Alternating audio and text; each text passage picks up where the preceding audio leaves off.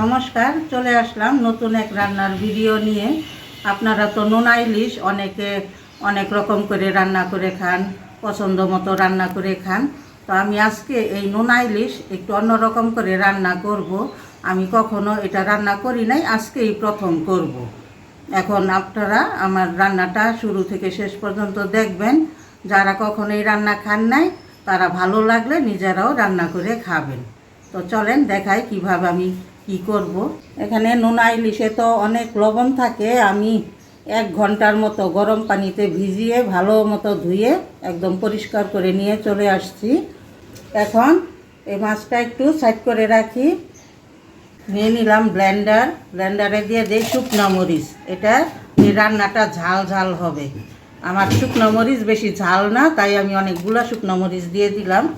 দিয়ে দেই রসুন কোয়া, তো পেঁয়াজ।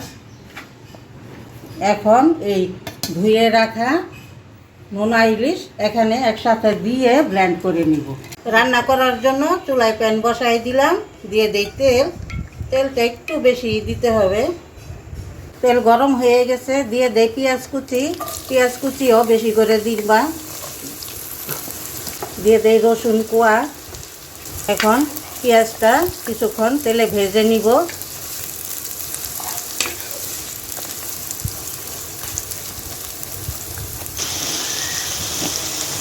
পেঁয়াজ একটু মজাই নিয়েছি। এখন দিয়ে দেই হলুদ গুঁড়া। এই রান্নায় আমি আর কোনো মশলা ব্যবহার করব না।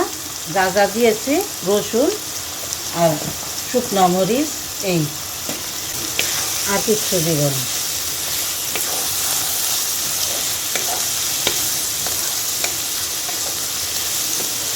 এখন দিয়ে দিব এই যে ব্লেন্ড করে রাখা নোনা ইলিশ, শুকনো মরিচ আর রসুন।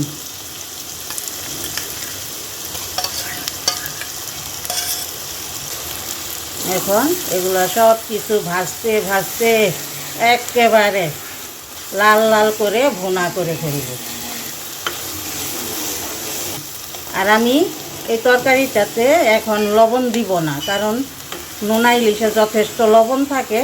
আমি রান্না করতে করতে শেষ পর্যায়ে গিয়ে একটু দেখব, যদি লাগে তাহলে দিব, না লাগলে দিব না।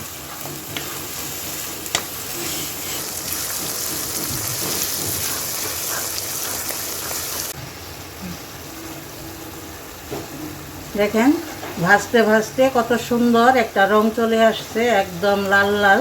এখন চুলা থেকে নামাই নিব, চুলা বন্ধ করে দিব, আর রান্না করব না, হয়ে গেছে।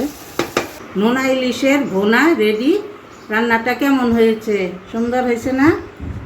অনেক সুন্দর হয়েছে। কিন্তু সামনাসামনি তো আরও সুন্দর। তারপরে আবার গন্ধ, এত সুন্দর গন্ধ, খেতেও অনেক ভালো লাগবে। তো আপনাদের যদি পছন্দ হয় আপনারা কিন্তু অবশ্যই একবার হলে রান্না করে খেয়ে দেখবেন। খেয়ে তারপরে কমেন্ট করবেন যে কেমন হয়েছে। আজকের মতো ভিডিও আমি এখানেই শেষ করছি। সবাইকে ধন্যবাদ।